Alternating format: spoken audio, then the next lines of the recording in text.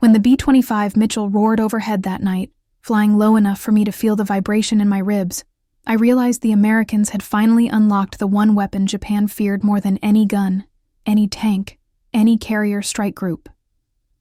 It wasn't the aircraft itself. It wasn't the bombs it carried. It was the device mounted beneath the nose, a piece of American engineering so precise, so terrifyingly accurate, the U.S. Army Air Forces believed it could win the war by itself. I had heard the rumors whispered across Tokyo. A bombsight capable of guiding a 500-pound demolition bomb onto a single factory window from 20,000 feet. A bombsight so secret that bombardiers swore an oath to destroy it before ever letting it fall into enemy hands. The Norden, the machine that could rewrite the balance of power in the Pacific. And there I was, Aiko Tanaka, standing on a dark rooftop in Los Angeles, watching American bombers practice night approaches over the city that believed it was untouchable. I carried no weapon, only forged papers, only a coded notebook tucked inside my coat, only the confidence that my handlers in Yokohama had trained into me since I was 17. Blend, observe, extract. My mission was simple. Infiltrate the American aviation industry. Identify engineers with access to the Norden blueprints. Turn one. Anyone. Bring the Pacific War into balance before Japan's cities started burning the way Shanghai and Manila had burned. But espionage is never simple. It's never elegant. It's never clean. It's a war of shadows, of small mistakes, whispered doubts, and the split-second decisions that decide whether you live long enough to send your final transmission home. I didn't know it then, but the man I targeted, an unassuming optical engineer named Daniel Whitaker, would not break the way others had. He would not fall for charm, or loyalty, or ideology. He would become something infinitely more dangerous. He would become an American double agent.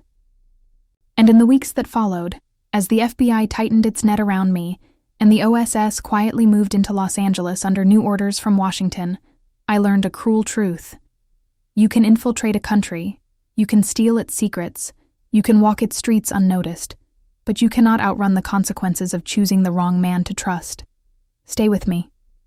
Because what happened next tore the mask off the quiet war America, and Japan fought right here, on this very coast.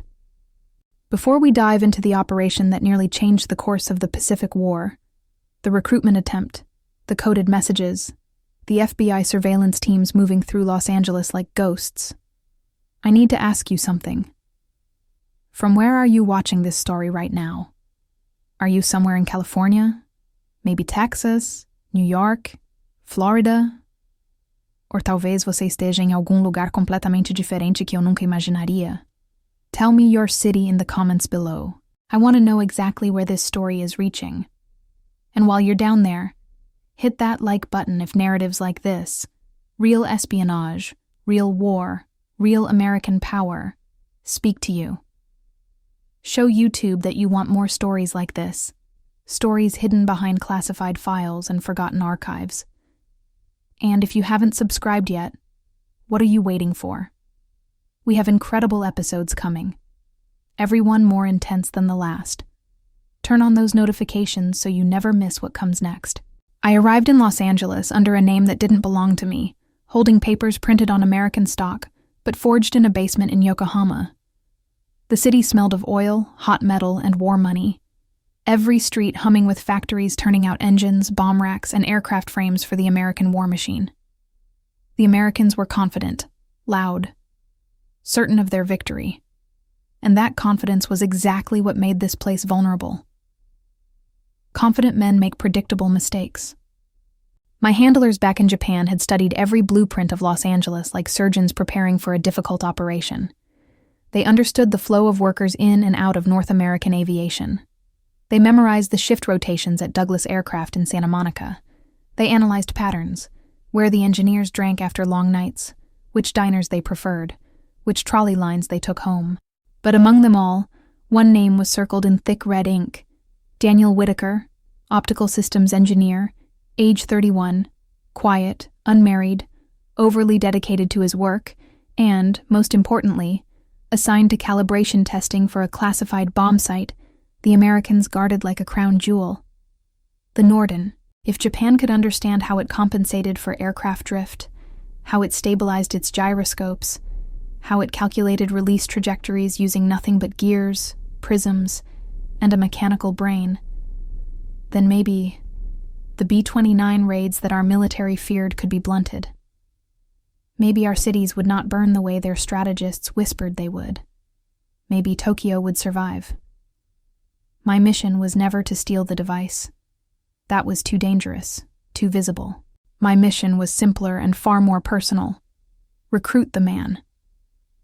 I spent my first days blending into the background noise of wartime Los Angeles. Crowds of shipyard workers, movie theater lines, bus queues stretching halfway down the street. I listened to the way Americans spoke, fast, with rounded vowels and careless confidence. I practiced their rhythms. I practiced their smiles. I practiced looking harmless. The first step was contact, but the Americans taught me something immediately. Their engineers were creatures of routine. Whitaker walked from his boarding house on West Adams every morning at 6:45, boarded the number 8 streetcar, transferred at Pico, and arrived at the Douglas Gate at exactly 7:22. He always carried the same metal lunch pail. He always bought the same newspaper. He always sat alone. I followed him for 6 days without being noticed. But a spy is never fully invisible, not in a city that has suddenly become suspicious of every Japanese face, every accent, every unfamiliar name. After the attack on Pearl Harbor, Executive Order 9066 had turned the West Coast into a paranoid machine. Camps were filling. Families were disappearing into desert barracks behind barbed wire. I had arrived months before the order was signed. I was already woven into the city. But the risk never disappeared. Every time a policeman looked at me too long, every time a shopkeeper hesitated before handing me my change, I felt the mission tighten around me. I made contact on a Thursday afternoon outside a supply warehouse where he often stopped. I accidentally dropped a stack of papers as he passed. He helped me gather them, shy, awkward, apologizing even though it was my fault. His kindness irritated me. Kindness complicates things. Kindness creates unexpected outcomes. I introduced myself as Ann Takita, a clerical worker for a subcontractor that handled drafting overflow. I let my voice tremble at the right moments. I let myself seem overwhelmed with work. Men like Daniel respond to vulnerability. They want to help, to fix, to feel useful. He smiled. A real smile. Drafting? That's no small job these days. And just like that, the first thread was set. The next step was to understand his pressure points. Spies do not recruit with threats. They recruit with needs, stress, ego, loneliness. Daniel Whitaker had no ego to exploit. He spoke softly, kept his shoulders slightly hunched, and carried himself like a man used to being overlooked. But loneliness. Loneliness radiated off him like heat from a factory furnace. I met him again at a small diner 3 blocks from the plant. A dusty counter, weak coffee, eggs that tasted like rubber. He sat alone, flipping through an aviation magazine. I chose the seat beside him and pretended surprise. "Mr. Whitaker, from the other day?" He straightened his tie, nervous but pleased to be recognized. "Miss Takita, right? Anne?" I nodded. I told him I worked long hours. I told him my supervisor was impossible. I told him the stress was getting to me. All of it, of course, calculated. He asked questions. He listened. He cared. Exactly the response my handlers expected. I waited 3 more meetings before steering the conversation toward work. Not directly. That would have alarmed him. Instead, I complained about how difficult it was to keep up with drafting revisions from the engineering teams. How confusing the optics diagrams were. How impossible it was to interpret some of the component labels. He softened. "If you ever have trouble understanding something, I can try to help. Optics is, well, it's basically my whole life. And there it was, the opening. That night, I wrote my first real operational telegram to Yokohama, encoded through a Japanese contact posing as a gardener near Boyle Heights. Whitaker receptive. Technical isolation confirmed. Psychological vulnerability present. Recommend beginning slow grooming. 2 weeks passed. I learned Daniel's habits intimately. His favorite books. His daily frustrations. His dreams of becoming a lead designer. His constant fear of disappointing his superiors. His sense of duty. His naive belief that the war would end soon, and he could return to a quiet life. Then came the pivotal moment. I staged a work emergency. A drafting sheet so deliberately flawed that any real engineer would instantly spot the errors. I brought it to him at the diner, trembling, eyes wet, voice breaking. I don't understand this. I'll lose my job. He took the sheet, studied it, frowned. This is advanced optics work. You shouldn't be expected to understand this. I forced my hands to shake. Can you explain it? Just enough so I don't embarrass myself? He hesitated. I watched the war inside his eyes. Duty versus empathy. Security versus compassion. I can explain the basics, but you have to keep this quiet. I kept my voice small. Of course. We worked at the counter for nearly an hour. He explained focal compensation, drift correction, gyroscopic stabilization. Nothing classified yet, but close. Too close. That night I transmitted my second message to Yokohama. Whitaker beginning technical disclosures, progress exceeding projections. I didn't know the FBI had already been watching him. Not yet. The FBI entered my life the way most catastrophes do. Quietly at first, then all at once. I didn't know they were listening. I didn't know they had received a tip from a Douglas inspector who noticed Daniel leaving the plant with diagrams he didn't need for his work. Probably just studying, the inspector had said, but after Pearl Harbor, you can't be too careful. They placed Daniel under casual observation. Low level. No direct tail. No wire. Just subtle movements. Agents reading newspapers across the street. A man in a fedora boarding the same trolley. A woman buying cigarettes while keeping him in her peripheral vision. They were good. Better than I expected. Hoover's reputation for paranoia had sharpened his agents into something ruthless and quietly efficient. I noticed none of it. To me, the operation was moving smoothly. Daniel was trusting me more. He asked about my life, my family, whether I felt safe in a city where Japanese Americans were being rounded up. I told him half-truths. A father who worked in shipping, a mother who taught piano, both struggling but proud. He grew protective. That was good. Attachment creates blindness. My handlers instructed me to escalate. Identify whether he has access to Norden assembly components or calibration data, the message read. If so, push recruitment forward. The test came sooner than expected. Daniel arrived at the diner with tension in his shoulders, dark circles under his eyes. Long day? I asked. He nodded, lowering his voice. They're moving some of the bombsight equipment to a new secure room. Extra guards. Even engineers like me need escorts now. I leaned forward just slightly. You're that important. He laughed softly. No, I'm not. I'm just the guy who fixes alignment problems when the mount wobbles. But that was enough. Alignment meant access. Calibration meant insight. And insight meant opportunity. I chose my moment carefully. Daniel, if I could understand this better, I could keep my job. Maybe get promoted. Maybe even be something more than a temporary hire. He sighed. Anne, it's not that simple. I could get in trouble. I let silence sit between us.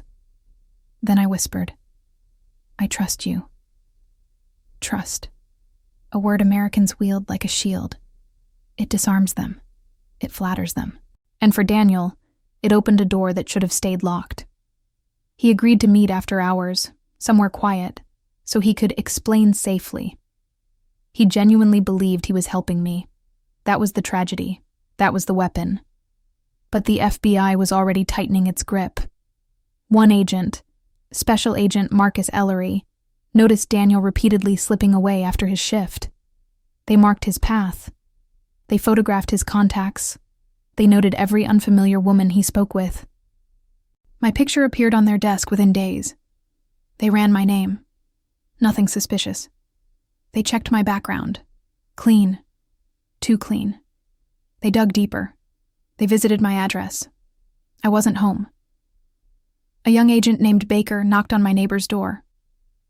"Nice girl," the neighbor said. "Keeps to herself.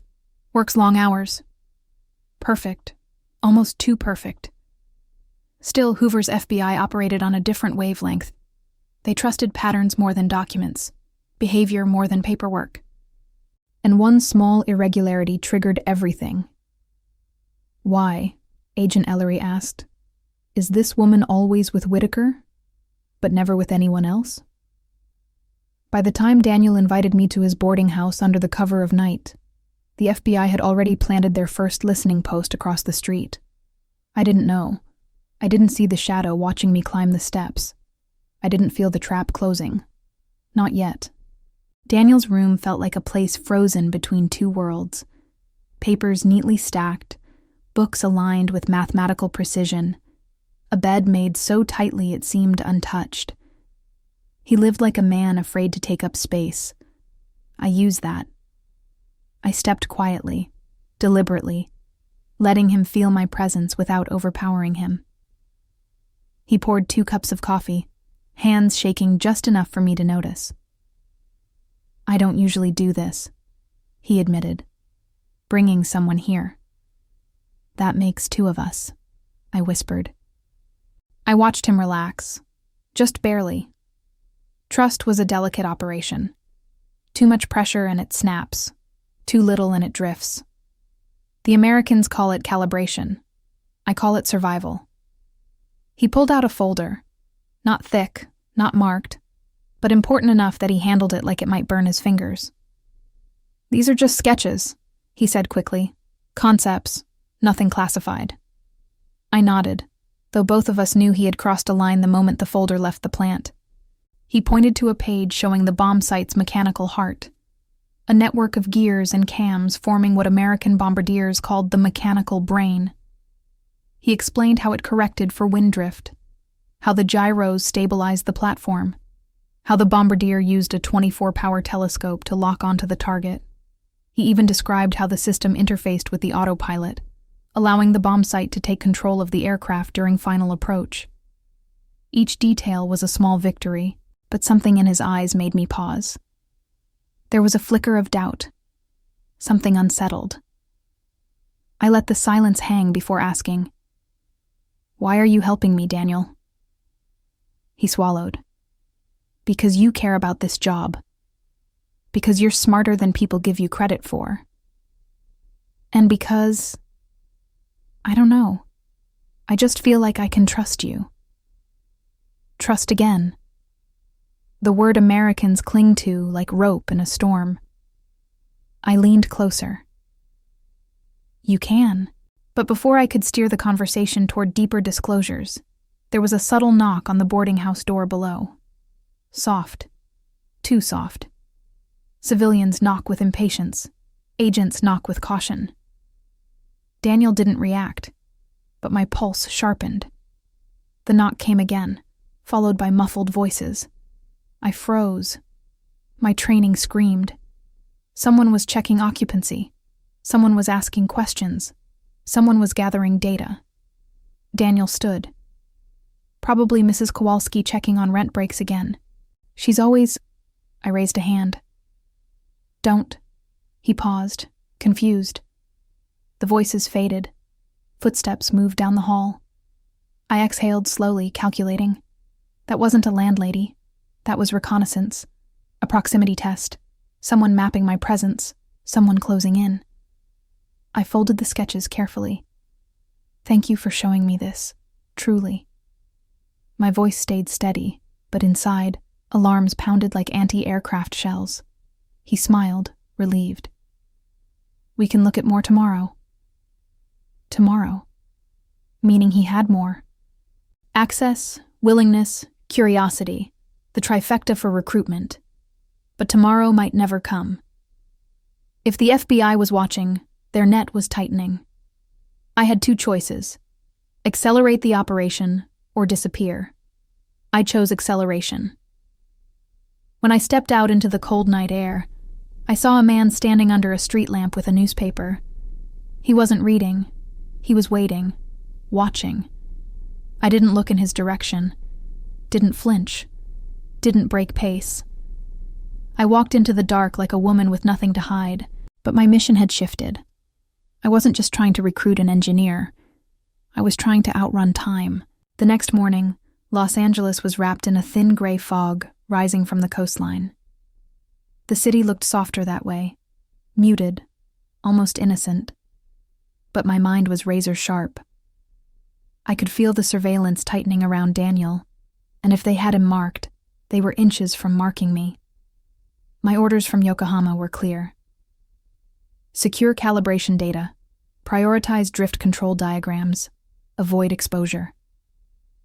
Exposure now was practically guaranteed. Still, the mission had to continue. A spy does not choose conditions, only outcomes. I followed Daniel from a distance, blending into crowds of factory workers heading toward the gates. He moved slower that morning, shoulders stiff, eyes scanning more than usual. He sensed something. Not me. Something else. Pressure. He entered the plant as usual. I slipped away, circling the block, heading toward the substitute meeting point we had arranged.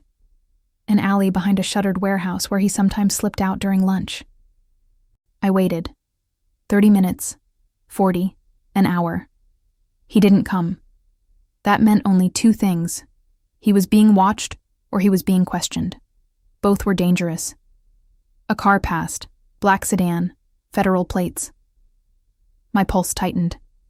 I walked away quickly, turning down side streets, weaving through traffic, trying to shake shadows that might not even exist. Paranoia wasn't a weakness in this line of work. It was oxygen. But then, something unexpected. Daniel himself found me. He appeared from behind a delivery truck, breathless, coat unbuttoned, tie askew. "Anne, I was looking for you." "You shouldn't be here," I said sharply. He stepped closer, lowering his voice. "Two men talked to me at the plant this morning. Said they were reviewing security procedures. Asked me about my work. Asked who I spent time with. I didn't mention you." A lie. A soft one. But a lie. Fear had carved a new expression into his face. One I had never seen before. "I think something's happening," he said. "Something big." This was dangerous ground. Fear makes people unpredictable. "Daniel," I whispered, choosing my words carefully, "you've done nothing wrong." He shook his head. "Maybe not, but they're looking for someone. Someone, not something. Someone like me." I stepped closer. "Did they ask for names?" He hesitated. "They asked if I had been meeting anyone outside work. I said no." Another lie. He was protecting me. That made him useful. But it also made him volatile. "We need to slow down," he said suddenly. "Take a break, just for a few days, until they stop watching." He was trying to protect himself, trying to protect me, trying to survive something he didn't understand. But slowing down wasn't an option. The operation was time-sensitive. If he pulled away now, I lost everything. "No," I said softly. "This is exactly when we push forward." His eyes widened. "What? Anne, that could destroy us." "Us." He said us. He saw himself as tied to me now, bound. And that bond was leverage. I touched his shoulder. "I need your help, Daniel. Just one more thing. One last explanation." He exhaled shakily. "What What do you need? Before I answered, a shadow shifted behind us. Someone stepped around the corner, too deliberate, too slow. It was the man with the newspaper. Daniel didn't notice. I did. We should go, I said quickly. He nodded, unaware of the danger sliding closer like a blade through silk. The net was almost closed, and I was no longer sure who it would catch first, him or me. By the time twilight washed over Los Angeles, I knew the operation was collapsing. Every instinct screamed that the FBI had moved from passive observation to active pursuit. That changed everything.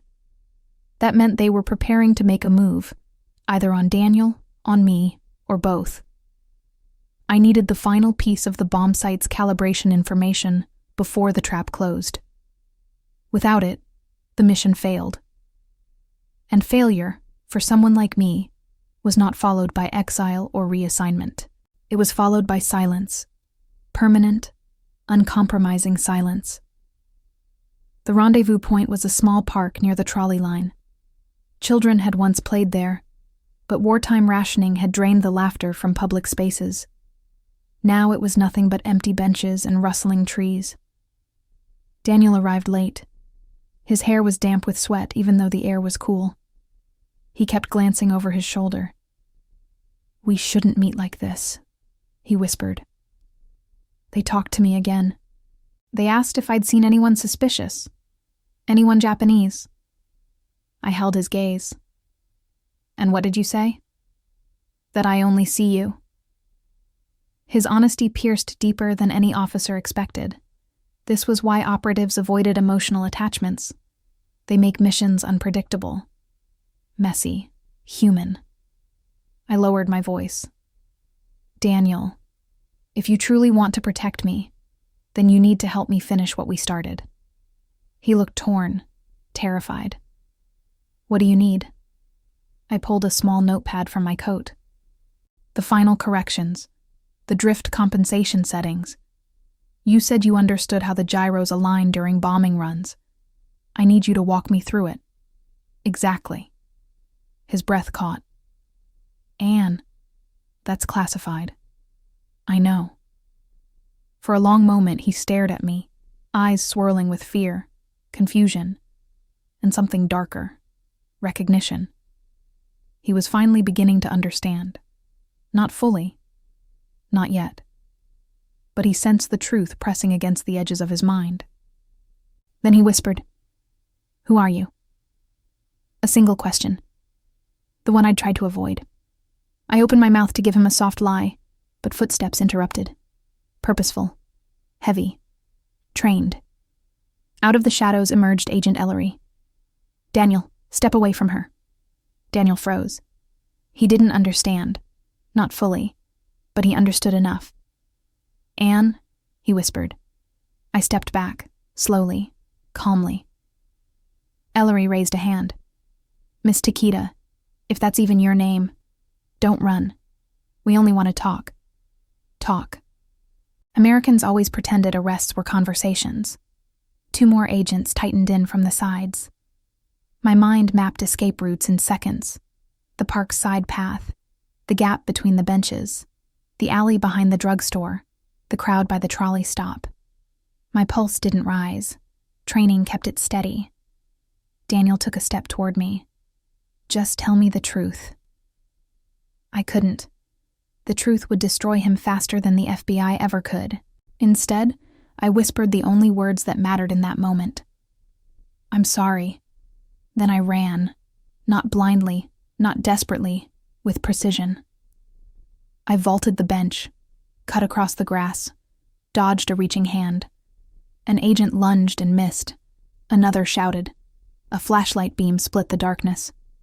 I slipped through a narrow hedge, hit the pavement running, and disappeared into the night like smoke.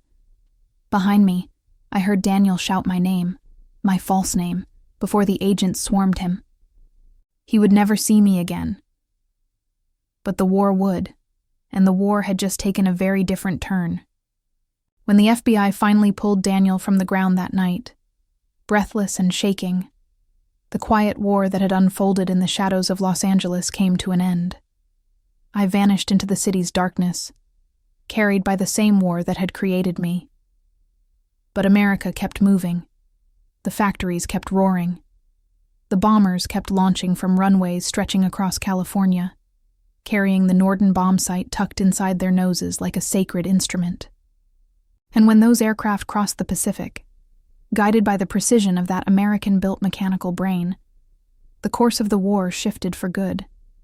The men who protected those secrets, the engineers, the bombardiers, the security officers, the agents who watched the gates and patrolled the streets. They were the unseen guardians of an entire generation. Their vigilance kept the bombsight out of enemy hands. Their discipline kept American cities safe. Their courage kept the Pacific from collapsing into fire. And the machines they built, the B-17 Flying Fortress, the B-24 Liberator, the B-25 Mitchell, the warships guarding the coastline, the radar stations scanning the sky, stood as proof that American ingenuity was stronger than any spy, any network, any silent threat crawling through the shadows. To the heroes who protected America's secrets, to the crews who flew into danger, to the ships that defended the coast, and to every engineer whose hands shaped victory, this story belongs to you.